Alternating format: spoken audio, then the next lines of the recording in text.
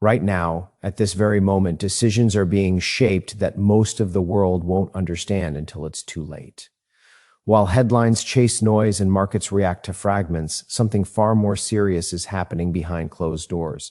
The people who move capital, write policy, and steer entire economies are coming together, not for ceremony, not for speeches, but to decide how the next era of global power will actually function. This is not a meeting you scroll past. This is where uncertainty gets confronted, where strategy replaces speculation, and where the future stops being debated and starts being designed. What we are witnessing right now is not incremental growth. It is a structural shift in how global leadership organizes itself. When an event expands from a respected gathering into the largest concentration of chief executives in North America, that tells you something fundamental has changed.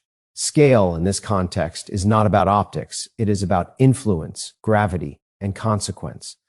When more than 400 CEOs choose to clear their calendars, cross borders, and sit at the same table, it signals that decisions made in that room will echo far beyond it. This unprecedented scale reflects the reality of today's economy. Markets no longer move in isolation. Capital, technology, policy, and geopolitics are now tightly interwoven. A supply chain decision in Asia affects inflation in Europe. A regulatory shift in Washington reshapes innovation globally. Leaders understand that fragmentation is no longer survivable. Scale is the response to complexity. It creates a forum where the interconnected nature of risk and opportunity can be addressed with clarity and discipline. But size alone does not create power. What gives this convening its weight is the concentration of decision makers, not observers, not commentators, but people responsible for allocating trillions in capital, employing millions, and shaping entire industries. When leaders of this caliber gather, the conversation changes. It moves away from abstract theory and toward execution. It becomes less about what should happen and more about what will happen. This expansion also reflects confidence in the platform, confidence in the quality of dialogue, and confidence in the seriousness of purpose. Leaders do not engage at this level unless they believe their time will be respected and their insights will matter. In a world overloaded with conferences, this kind of participation is a vote of trust. It says, this is where the real conversations are happening. There is another dimension to scale that often goes unspoken: accountability. When a large, diverse group of global leaders gathers, no one can hide behind regional narratives or sector-specific excuses. Assumptions are challenged. Ideas are stress-tested. Weak thinking is exposed quickly. That pressure is healthy. It sharpens judgment and forces discipline. Scale creates an environment where only well-reasoned strategies survive. Most importantly, this level of participation acknowledges a truth that leaders understand intuitively. The future will not be shaped by isolated brilliance. It will be shaped by coordinated intelligence, by leaders who are willing to listen as much as they speak, who understand that influence today comes from alignment, not dominance. This convening represents a recognition that leadership itself is evolving. Authority is no longer derived solely from size or legacy, but from the ability to collaborate across borders, sectors, and ideologies. When hundreds of the world's most powerful executives come together, it is not an exercise in prestige. It is a strategic necessity. That is what makes this moment significant. This is not growth for growth's sake. It is scale with intent. Scale designed to match the complexity of the world we are trying to lead. At the center of any serious global convening is not the stage or the spotlight, but the people shaping the agenda behind the scenes. A global advisory board is more than a ceremonial list of names. When built correctly, it becomes an intellectual engine, a disciplined group of leaders who bring judgment forged under pressure, across cycles, across crises. And when that board draws from every major economic sector and every critical geography, it creates something rare: perspective without blind spots. What distinguishes this leadership structure is its breadth paired with credibility. These are not theorists debating from a distance. These are individuals who have navigated capital markets through volatility, scaled organizations across borders, and made decisions when the margin for error was razor thin. Their experience spans finance, technology, manufacturing, energy, healthcare, and emerging markets, sectors that collectively define the trajectory of global growth. When such perspectives intersect, the conversation becomes sharper, more honest, and more useful. A truly global advisory board changes the nature of decision-making. It forces leaders to confront realities outside their comfort zones. A technology executive cannot ignore supply chain fragility when seated next to an industrial leader. A financial strategist must account for geopolitical risk when hearing directly from operators in emerging markets. This collision of viewpoints is not friction, it is refinement. It strips away assumptions and replaces them with grounded insight. There is also a discipline that emerges from diversity at this level. When leadership includes voices from multiple regions, no single narrative dominates. Growth is no longer defined by one market's success or one policy framework. Instead, it becomes a shared challenge, balancing innovation with stability, expansion with resilience. This is how real strategies are built, not in isolation, but through informed tension. Equally important is what this structure signals externally. Markets respond to seriousness. Investors, policymakers, and institutions pay attention when they see governance anchored by leaders with proven track records. A board composed of global CEOs communicates that this convening is not about short-term headlines, but long-term relevance. It is about shaping conversations that matter 5 and 10 years from now, not just tomorrow's news cycle. The presence of such leadership also raises the standard for everyone involved. When decision-makers of this caliber contribute their time and insight, the expectation is excellence. Preparation improves. Dialogue deepens. Superficial thinking has nowhere to hide. This elevates the entire ecosystem, from the discussions on stage to the outcomes that follow. Ultimately, a global advisory board like this reflects a simple but powerful understanding. Leadership in today's world is a collective act. No single company, country, or individual has a monopoly on wisdom. Progress depends on assembling the right minds, challenging them with the right questions, and giving them a platform where rigor is valued over rhetoric. That is how influence is built, quietly, intentionally, with people who understand that the most important decisions are rarely made alone. Leadership is often mistaken for visibility. In reality, the most consequential leadership is exercised far from the spotlight, in the structure of decisions, the framing of questions, and the discipline to think beyond the next quarter. What defines this moment is not the presence of prominent figures, but the quality of strategic vision guiding the convening itself. This is leadership designed for complexity, not comfort. The world economy no longer moves in straight lines. It pivots, it fragments, it accelerates without warning. In that environment, leadership must be adaptive, data-driven, and relentlessly forward-looking. The individuals guiding this platform understand that strategy is not about predicting the future with certainty, but about building systems resilient enough to perform across multiple futures. That mindset separates serious leaders from symbolic ones. This convening is shaped by leaders who have operated under intense scrutiny in markets where a single miscalculation can erase years of progress. They understand risk not as an abstract concept, but as a daily discipline. That experience informs how the agenda is built, focused on execution, grounded in reality, and intolerant of complacency. There is no room for nostalgia in global leadership. What worked a decade ago is often irrelevant today. What makes this leadership structure effective is its willingness to challenge consensus. Real progress rarely comes from agreement alone. It comes from rigorous debate, from testing assumptions, and from asking uncomfortable questions. Leaders who have survived multiple cycles know that consensus can be dangerous if it goes unexamined. This forum is designed to pressure test ideas before they become policy or capital allocation decisions. Another defining trait is long-term orientation. In a world obsessed with immediacy, these leaders focus on durability. They are less concerned with applause and more concerned with outcomes. That perspective reshapes the conversation, away from reactive responses and toward structural solutions.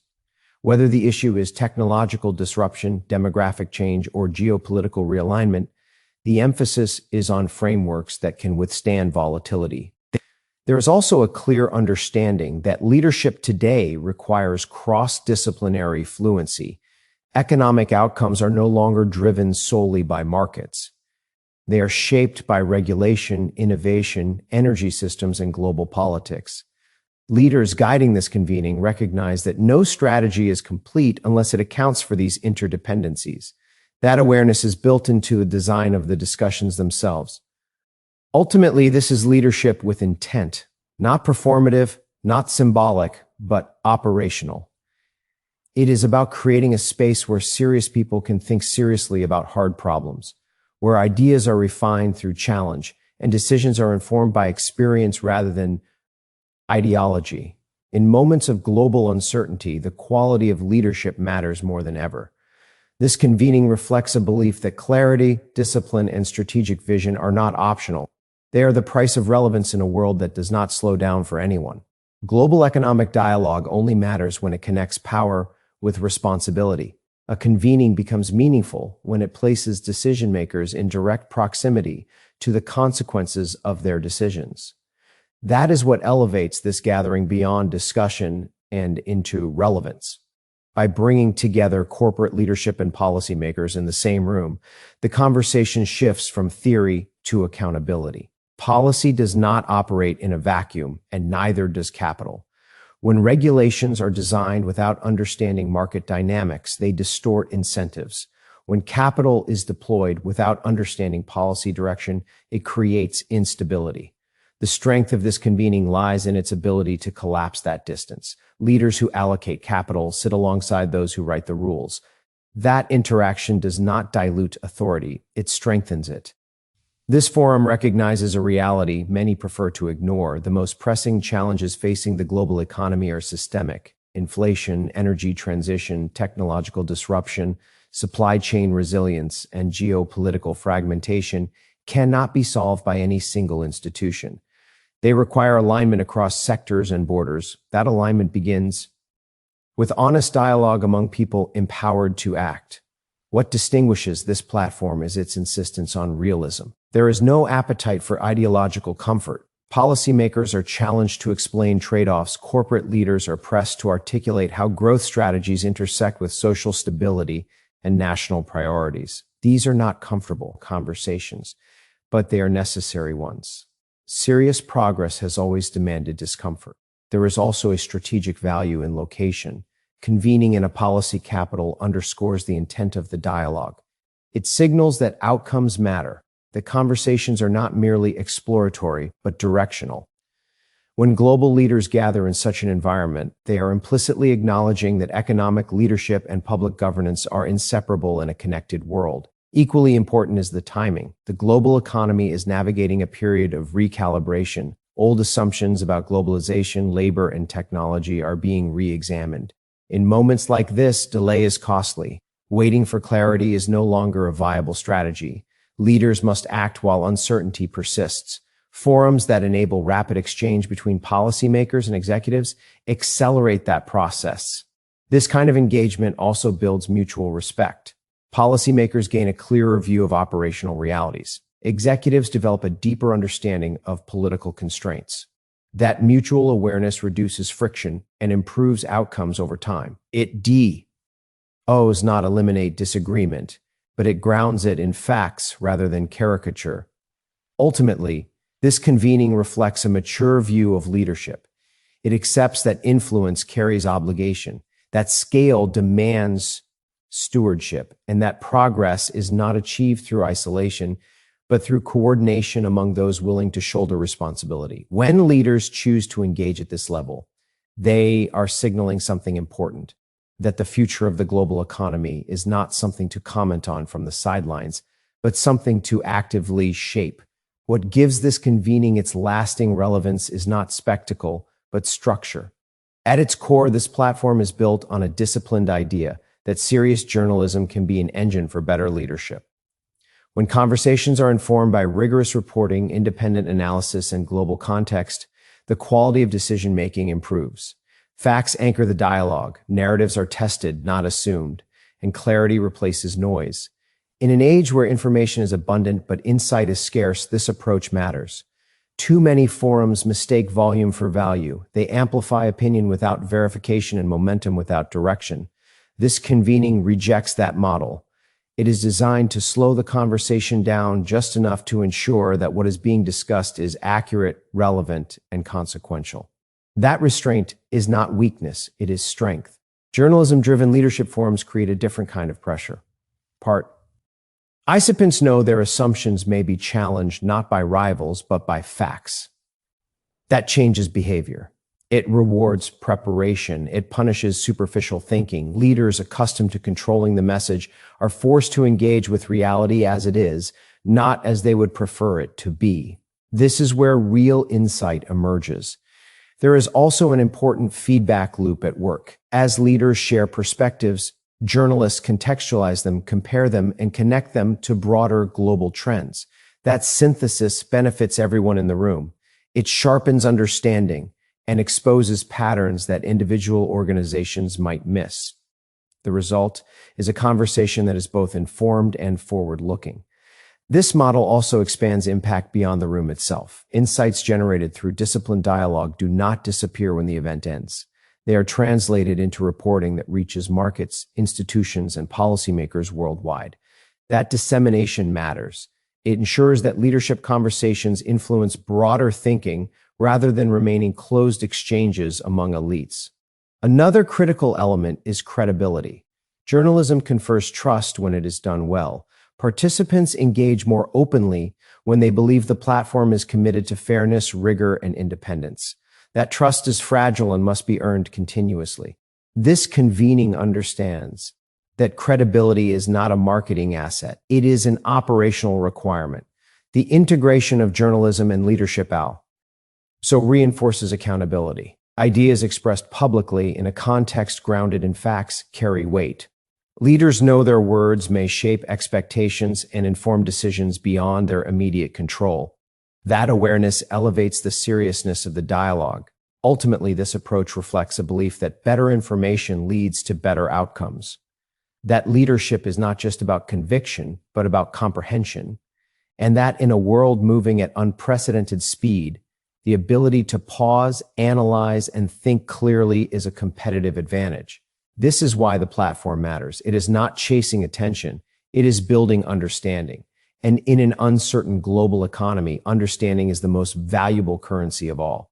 And when history looks back at this moment, it won't ask who spoke the loudest or who dominated the headlines. It will ask who had the clarity to act when the world was uncertain, who chose strategy over comfort, and who understood that the future is never announced.